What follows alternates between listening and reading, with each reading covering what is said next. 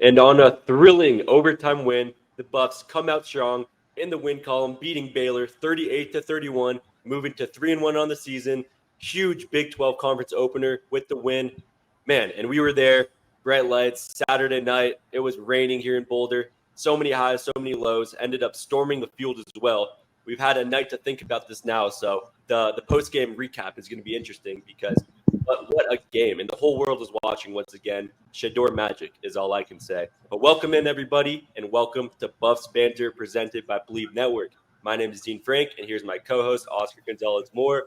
And we're here to just recap this game like we've been doing every single game when all the haters keep counting us out. And each game we find a way. Maybe it isn't the prettiest. Definitely is pretty ugly at sometimes, but a win is a win. We're back in the win column, and let's keep it rolling. How are you feeling, Oscar? Yeah, I'm feeling good. I was definitely a little scared. That game might have taken some years off my life, but hey, that's okay. I'm young. Amazing. We've been to a lot of really fun games, Dean. We've been lucky to go to a ton of games.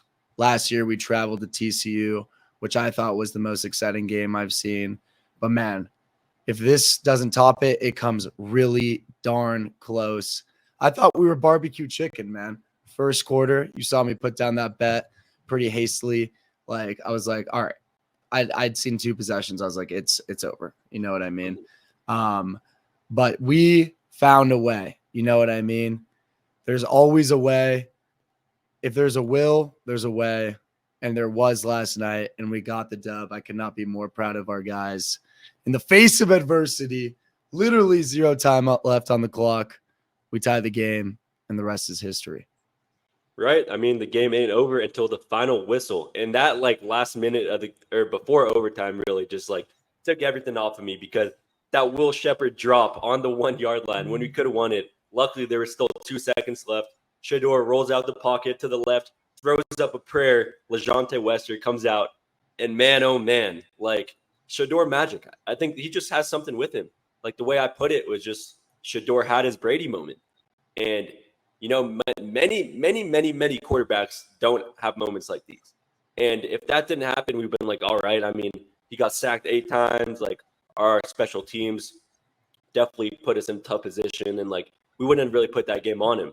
But why have we not talked about Travis Hunter yet? Because holy, he's a Heisman. Everybody, I don't even care what anyone says anymore. I'm gonna keep saying it every single week because he is without a doubt the best player on the field, on either side of the field, the best athlete in college football. And I'm not glazing because it just doesn't seem like he can do anything wrong at this point. All game I was saying, just feed him the ball on offense. We know that when the ball's in his hands, he's going to make something happen. I mean, he only had, he ended the game with 7 receptions ended the game for 7 for 130. But that was honestly because that last drive, he had 2 huge catches. But he had, for most of the game, at least the first half, he only had 3 or 4 catches for 90. And it was just why are we not feeding him? I don't know if he was getting doubled. I don't know if Shedeur saw something different, but just get the ball in Travis Hunter's hand and good things will happen. Yeah, I don't know what that dude eats in the morning before the game, but I need some of that because you just see this guy all game. Before the game even starts, he's the bounciest guy. He's got the best vibes, just trying to hype up the team. Even Baylor put up 21 points on us in the second quarter. I totally thought the game was out of reach at that point, and he's still just clapping in wide receivers' faces. He's ready to eat, bro. It's nuts. He really is the best player in college football, and it's not even close. It's crazy. And going back to S2S for a second, I mean, I can't name a more resilient player in college football right now. That guy, in the face of adversity, just continues to power through. I mean, like you said, 8 sacks. That is tough. Nebraska got him 6 times. You know what I mean? And we were like, oh my God, the O-line. There's going to be so many problems. I feel like most of those sacks too came in the first half. And I was like, okay, he probably had 5 at that point. I was like, game's over. He's been sacked 5 times. I don't know how you can get up that many times and just continue to believe. But he's got that spirit, which is such a beautiful intangible, you know what I mean? And that cannot be overlooked or overstated. he just continues to persevere. Yeah, definitely. I mean, he ended the game with, let's look at the player stats real quick. Ended it with 342 for 2 touchdowns. We didn't really have much of a running game, but at the same time, it's Two just touchdowns, and I believe he also ran one in. yeah. No, yeah, he did. He had the rushing as well, which and then he put up the Shedeur, of course. Micah Welch had 2 rushing touchdowns as well. He had 9 for 22 though, so we couldn't get much on the ground. I guess yeah, that obviously ends up going back to the O line like it always does. But Well, Shedeur actually, I mean, surprising enough, he had 78 rushing yards, which is nuts because he got sacked so many times too. So if you he think had about like he probably had close to 500 all-purpose yards, like if we're taking away the losses from the sacks, like nuts. 78 yard, like Shador's never been known as a running quarterback. He's not a super fast player either, but right. the way he was just like, he probably could have got sacks at least 12 times. Oh There were my so god, many yeah. times he just shook some dude, and then he's running to the other side of the field. You know what I mean? Like the way he's just able to stay patient, the way he's able to stay resilient. 101, man. 101. And just as a fan, it's hard to like. There's so many ups and downs because it looks like he's going to get sacked, and then he rolls out, he ducks down, he has his little Pat Mahomes like get out of the pocket, throw in the run. Like I think those are just the moments where he feels even more confident because I mean no one else can do it. So I guess he's just, I mean that's what he trains for, I guess. So it's like for us as a fan, it looks like he's playing like crazy, like he's not comfortable and whatnot. But at the same time, I mean like when you have extra time in the pocket as well is when these bigger plays can be made, and I guess opens up the space a little bit for our receivers, which I'll go into right now. I mentioned Travis Hunter had 130 yards. Amarion Miller, who we talked about a little in our post game live video, which I would love for you to talk back as well because he's an interesting subject. I mean, he had this was his first catch of the year, so it's week 4, first catch of the year, and of course he had to bring it back for a touchdown. It was for I think it was like a 50-yard touchdown where it kind of looked like he maybe had a knee down and then he kept going and like it was picture perfect. Kept us in the ball game. Lejante 4 for 68, obviously with the touchdown forced in overtime. Jimmy Horn a little quiet 4 for 40. And yeah, that's kind of it. I mean, we got a bunch of playmakers and we knew that. We knew. I guess I did not predict for this high scoring game because of how scouting the tougher defense it looked like Baylor had. But for us to almost score 40 points, I mean, obviously overtime as well. I love seeing this offense running, no matter if we have a running game at the time or not. But it does look like we have our number 1 running back, Michael Welch, and then obviously if Dallin Hayden can come back, that 1 and 2 punch could be something special. But it's good to see. Like that was our first rushing touchdown of the year, so it was great seeing that. And definitely hats off to Baylor. I mean, they were a tough team, but at the end of the day, we were the better team. Like, if we lost this game, it would have been because we beat ourselves. We mentioned the 8 sacks. We didn't even mention the kick return touchdown on special teams. Additionally, they had a 4th and 2, like should have been a stuff, which ended up being like a 50-yard quarterback sneak touchdown. So we kind of beat ourselves up a little bit, but at the end of the day, we came up with the win. Yeah, that's the thing that is not going to fly moving forward. You know what I mean? Like Baylor, in the big scheme of things, in the Big 12 is not a big opponent. We're already, I don't know if you've seen this, we're plus 13.5 against UCF, which is just crazy. But like I've said this week in and week out, we just need to put it together, man. Like that cannot fly. Like we're almost playing from behind because we're allowing these simple errors. Like the return on the kick. Like I put my phone, I was like checking a text or something. And then next thing I know, I look up, bro's in the end zone. I'm like, Yeah. You gotta be kidding me, dude. Like that's the stuff. The special teams really hurt us along with the offensive line. I mean, it's frustrating. It's getting really hard to defend the O-line. Like, especially, look, Seton, he might be the best player on the line, and he's a freshman. And that's just not how offensive line works. It's not supposed to work in college football. You know what I mean? Like, you can be the best offensive line player in the NFL coming in as a rookie. You know, we're seeing I'm blanking on his name right now, but the player the Chargers picked up, the guy out of Notre Dame, he's been killing it on their offensive line. Joe Alt. Yeah. But Seaton being the number one guy is just not going to cut it. You know, like you're supposed to build up your potential, your strength. And we have got like grad students, you know what I mean? 5th and 6th years on the team that are just literally letting guys fly by them with one swim move. It's just like, come on, dude.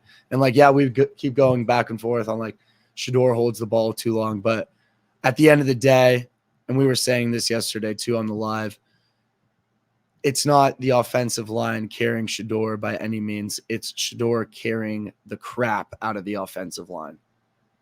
Yeah. And the stat I like the best looking at this box score, we led them in time of possession by over 10 minutes.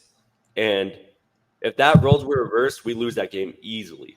Because, I mean, our defense definitely, you know, when you look at the stats just play a whole different game. Like being there and like seeing everything go down in person, I feel like it's hard to look at these stats and be like, yeah, is that right? Because they had 148 passing yards in the air, which is nothing. You look at that, like anything less than 200, I'm like, okay, that's a great game game by our corners. It looked like McKinney didn't have the best game. They did have 166 rushing yards as well. So there weren't any like big tackles we missed other than that one quarterback run, but we definitely beat them just with time and possession. We also had 10 more first downs. So I think the efficiency there is great to look at. And, you know, when this offense is cooking, I think we talked about this, but we can shoot out any team. Yeah. I mean, I just think it's crazy how they have 314 total offense yards and we have 432. And we're having to throw a Hail Mary to tie the game. You know what I mean? Like that should never be a position we're in. Like if you just look at the average gain per play too, like they had 5.5 yards per play. This is just like, that's not going to cut it. You know what I mean? It's like, we need to be more aggressive in the trenches. This Baylor offense was supposed to be the least of our worries. You know what I mean? The fact that they still put up, was it 31 or 34? 31 points. It's like, man, 31 points on 300 yards. 21 Dude. In the third quarter, too, or the second quarter. Yeah, like that just can't be happening. Like that's should be 3 touchdowns max. You know, you think about it, 100 yards. I don't know, man. There's definitely, I'm. Don't get me wrong. That dub fired me up, man. Like, round of applause. Storming the field too. Like that was such an awesome feeling. I don't know if we'll ever be able to do that again. You know, you can't take those things for granted. Got a dap up from BJ Green. We've been talking a lot about him on the pod. Still haven't washed the right hand yet. But I mean, Blazing. Hey, you got to, man. You got to like live in the present, be able to celebrate those moments. Like that was such a big moment for the community. We needed that. But we also need to realize that that was way too close for comfort. We got the dub, which is what matters. But at the same time, looking forward, that is not going to cut it whatsoever. Yeah, and let's talk about storming the field real quick, because I think it's an experience that many people many people don't have that experience, right? And we've done this multiple times. I mean, I remember CSU last year, which was so fun in that overtime game. And the other thing is, comparing both of these games, it's like they've both been the night game, like when everybody's watching. Like I want to look at the numbers of, like, I think we definitely must have hit like over 5 million viewers this game, because I think at the time we were the biggest game in like even College Game Day, right? Like they were at Oklahoma, Tennessee. But I promise you more people were watching this game. Just all my buddies were texting me too. It's like, it's a great feeling, especially when we got to win it. If we lost, I guess it would be completely different. But being on the field before the game was even over, they were still checking the replay when we had already hopped on the field. To put it into perspective for all you guys listening, we were like 5 rows up at the 10-yard line. So when people were just hopping over the fence, like, I mean, we're not going to be like, no, like the game's not over yet. Let's keep like we just hopped on and started running. And then I just hear the announcer like, everybody go back, please, and whatnot. But for that final play to be Travis, man, and then him crawling, doing the rat race, Kai Cenat celebration. It's just like it puts it all together. This team is so fun to watch. I don't care how it happens. A win's a win. We're the most entertaining college football team in like I mean, without a doubt. Like you check ESPN, that's all they're talking about this morning. That's for sure. But Travis Hunter, Heisman, done. Shedeur, he has it in him. Legendary. That's the slang he goes by because he's just different, man. And we're gonna say it every single week. I mean, it's always gonna feel like a must win because we have the talent to win any game, and it's really just the inconsistency. Who's gonna show up today? Maybe our defense didn't have the best day, but our offense controlled the game, and we were able to. It was a prayer. It was a prayer, but we got the win, and there's just still so many emotions like going in my head right now. I can't even I'm trying to just think about what happened, and like for Shepard to miss that, for LeJohntay to catch it, force it to overtime, for Travis Hunter to force the fumble on the 1 yard line, and it was first down. That's the other crazy thing. It was first down, and they were literally at like the 5. It was. I mean, I thought for sure we were going back to get the ball, and like these overtime rules are kind of crazy because it's very easy just to go back and forth. But Travis Hunter, man, wouldn't expect it from anyone else. Cinderella story finish, man. I mean, can you name a better picture perfect finish to that? Like beautiful, beautiful, beautiful. And you know what, Dean? We might not be the best team in college football, but we do put on a show. That's for sure. I don't think I'd felt that level of adrenaline. Like I hadn't had a beer or anything really like since the first quarter, you know what I mean? And after the second half, I was just like wired with energy. You know what I mean? Just so locked in, like heart beating. Felt like the NCAA like college pressure meter was up, from the video game. Like this stadium pulse is what I'm referring to. Like that was in my heart, like in the red for the like 28 minutes. You know what I mean? I was just like 2 quarters just tweaking. But yeah, no, great finish to the game. Yeah, and now just moving on to next week. I mean, there's still a lot of football to be played. Season, there's been so many ups and downs already, but we're 3-1 at this point, and I think we're in a good position now in the Big 12 conference games. Got some momentum going forward. UCF next week, which we'll talk about later in the week as we scout them. But yeah, as for now, I mean, a win is a win. I'm gonna get some good sleep tonight, knowing that we got this win in because it was stressful being there. But last night was just one of those games where it made me know, like, I love sports, man. It just made me fall back in love with the sport. And like, I love college football. I think I like college football more than NFL football at this point because it's just so exciting. You never know what's going to happen. And the full day too, just the tailgate, the pregame, just going out with all the boys after. Like that was one of the nights we're going to talk back about in years from now, 100%. Yeah. And hey, shameful plug, but we did get on overtime last night too, which was freaking nuts. If you guys aren't following the social media already, tap in, man, because a lot of the things you guys are seeing on First Take, Sports Center, Overtime are probably content that's coming from us. So if you want to see it first, at Buffs Banter, TikTok and Instagram. Yes, sir. You said it best. Tune in, everybody.